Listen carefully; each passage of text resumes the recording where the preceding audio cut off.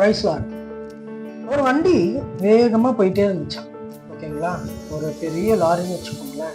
அது வேகமாக போயிட்டே இருந்துச்சு. அது ஹைவேல செம்ம ஸ்பீடில் போயிட்டு இருக்கிறதுனால சடனாக ஒரு பைக் குறுக்க வரும்போது அவன் பிரேக் பிடிக்க ட்ரை பண்ணும்போது கண்ட்ரோல் மிஸ் ஆகி அந்த லாரி வந்து ஆக்சிடெண்ட்டில் முடிஞ்சிடுச்சு.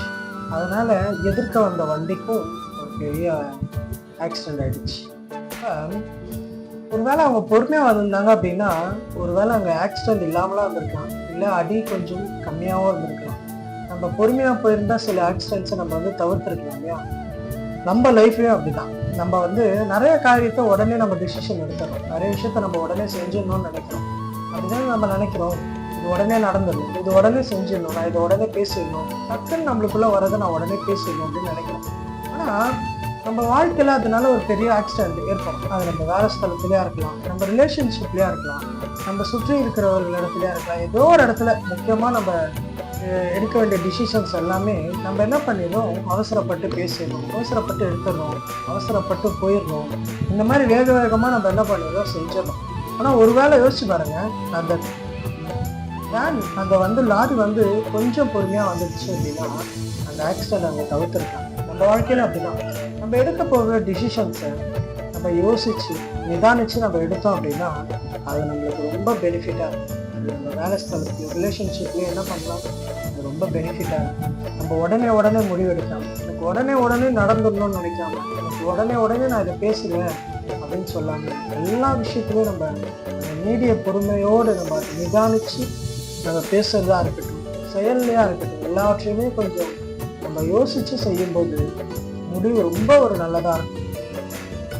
என் கூட வேலை செய்யற ஒருத்தர் ஒரு இடத்துல அவசரமா ஒரு முடிவு எடுத்தார்.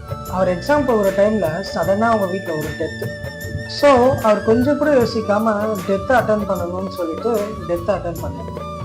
நான் தப்பு சொல்லலை, ஆனால் இப்போ டெத்துக்கு போகிறதுனால அங்கே ஒரு இதுவுமே இல்லை பார்த்தீங்களா? ஏன்னா அவர் லைஃப்பில் அது முக்கியமான கரியரில் ஒரு எக்ஸாம், டீச்சர் எக்ஸாம்.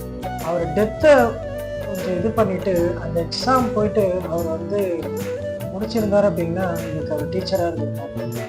ஆனால் அவர் அன்னைக்கு அதை விட்டுட்டு எக்ஸாமை பார்க்காம அவர் வந்து டெத்து போய் அட்டன் பண்ணதுனால டெத்து ஒரு வாட்டி அட்டன் பண்ணிட்டாரு, முடிஞ்சு போயிடுச்சு, எல்லாம் யார்கிட்டையும் முடிச்சிட்டாங்க. ஆனால் அதை அவர் அட்டன் பண்ணதுனால அதுக்கப்புறம் அவரால் திரும்ப டீச்சர்ஸ் எக்ஸாம் போய் எழுதவே முடியல. அப்புறமா அவர் லைஃப்பும் கரியரும் வந்து ஸ்டாப் ஆகி இன்னைக்கு வந்து ஒரு நார்மல் ஒரு புக் ஷாப்பில் அவர் ஒர்க் பண்ணிட்டுருக்கோம். 15,000 ரூபாய்க்கு ஒரு டீச்சராக இருக்கணும்னு ஆசைப்பட்டவர், ஒரு 2 டிகிரி முடித்தவர். காரணம் என்னன்னு பார்த்தீங்க அப்படின்னா யோசிக்காமல் எடுத்த முடிவு, டக்குன்னு எடுத்த முடிவு.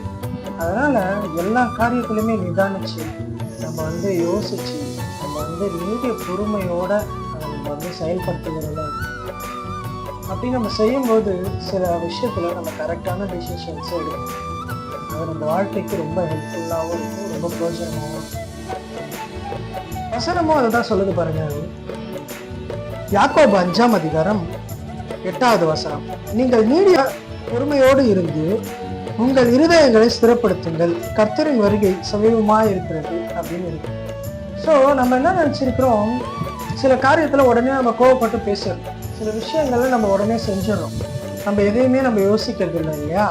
அதுவும் ஆண்டவருடைய வழிகளில் நடக்கிறதுல நம்ம ரொம்ப கவனமாக இருக்கிறது இல்லை. நம்ம உடனே செஞ்சிடறோம், உடனே பேசுகிறோம், கோவப்படுறோம், உடனே இந்த காரியத்தை பண்ணிடுறோம் அப்படின்ட்டு நம்ம நிறைய விஷயங்களை வந்து டக்குன்னு பண்ணிடுறோம். ஆண்டவர் வருகை குறித்துன்னு நம்ம ஒரு பயம் இல்லை. ஆனால் வசனம் சொல்லுது பாருங்க, நீங்கள் நீடிய பொறுமையோடு இருந்து உங்கள் இருதயங்களை ஸ்திரப்படுத்துங்கள் அப்படின்னு. ஆமாங்க, ஆண்டவர் ஒருவர் நம்ம இருதயங்களை ஸ்திரப்படுத்தி வச்சிருக்கணும். நம்ம உடனே வந்து எந்த விஷயத்தையும் செய்யாமல் கர்த்தருக்கு எது பிரியமாக இருக்குமோ அதை மட்டும் செஞ்சு அப்போ தான் அவர் வருகை அப்போ நம்ம என்ன பண்ண முடியும், அவரோட எடுத்துக்கொள்ளப்பட முடியும் இல்லையா? அதனால் ரொம்ப நீடிய பொறுமையாக கேர்ஃபுல்லாக அவரோட வழிகளில் நடக்கிறதுலாம் நம்ம கேர்ஃபுல்லாக நிதானமாக நீடிய பொறுமையோடு இருக்கணும். அதனால தானே இன்னொரு வசனமும் சொல்லுது, நீங்கள் வந்து பொறுமையோடு ஒரு முடிவு பரியந்தும் பொறுமையோடு நம்ம என்ன பண்ணணும், நடக்கணும். அவசரமாக பொண்ணுன்னு வச்சுக்கோங்களேன், விழுந்துருவோம். அதனால் நம்ம வாழ்க்கையில் எல்லா விஷயத்துலையுமே முக்கியமாக நம்ம கர்த்தருடைய வழிகளில் நடக்கிற பிள்ளைகளாக இருக்கும். அதுலேயும் நம்ம பொறுமையோட நம்ம இருதயத்தை ஸ்திரப்படுத்தி நம்ம நடக்கிற பிள்ளைகளாக இருக்கும். கர்த்தர் உங்களை ஆசீர்வதிப்பாராங்க. God bless you.